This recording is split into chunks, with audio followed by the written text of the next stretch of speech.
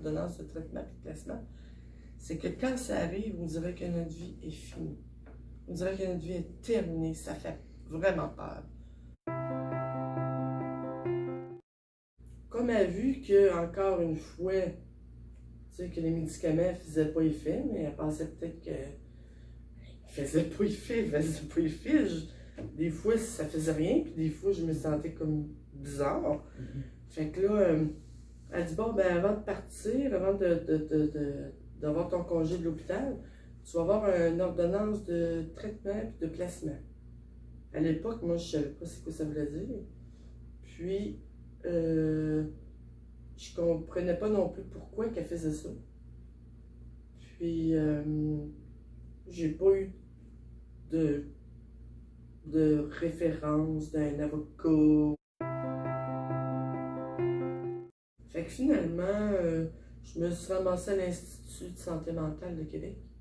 Et par la suite, j'ai refusé les traitements. Okay. Là, je refusais les traitements. Là, j'avais peur. Jusqu'à ce qu'ils voulaient me donner des électrochocs dans la tête. Là, je me suis sauvée. J'étais allée à l'étage. Puis là, le psychiatre à l'époque, il a dit, là, ça suffit. Fait que là, il m'a mis une autre ordonnance de traitement et de placement.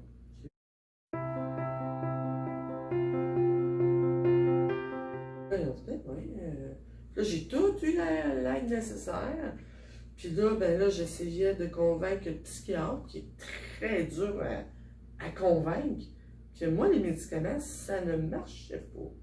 Alors, finalement, il dit, OK, bon, on va descendre telle affaire. Mais l'équipe, il y avait une rencontre à chaque semaine pour chaque individu de leur équipe. Tu sais, je n'étais pas là tout seul, je n'étais pas toute seule. Fait que là, finalement, bon, ben, là, il parlait au psychiatre à mon nom.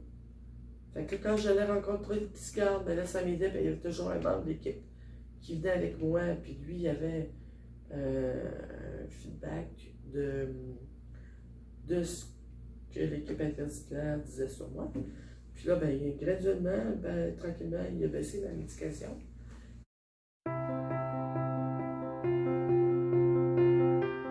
D'abord, mettre en place une psychologue dès le départ. Aller vérifier auprès de la famille sans tout croire. La famille peut être d'aide, entre guillemets. Croire la personne, tu sais, je dis, quand tu ne l'as jamais vue, tu sais, quand tu sais qu'elle n'a pas d'antécédent de problème de santé mentale, bref, il devrait peut-être regarder ça, là.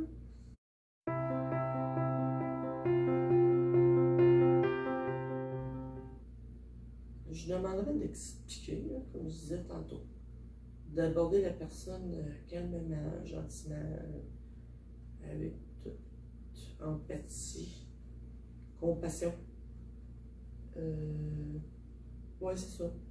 Pour l'informer des possibilités, des endroits où la personne peut aller, puis qu'est-ce que ça peut donner, tu sais, l'approche, puis qu'est-ce que ça peut donner à la personne. Parce que les gens, quand tu te ramasses dans un endroit comme ça, t'as comme plus de chez vous. Tu sais, t'as plus de chez vous, là. Puis rester longtemps à l'hôpital, ben là, tu perds un peu la notion du temps,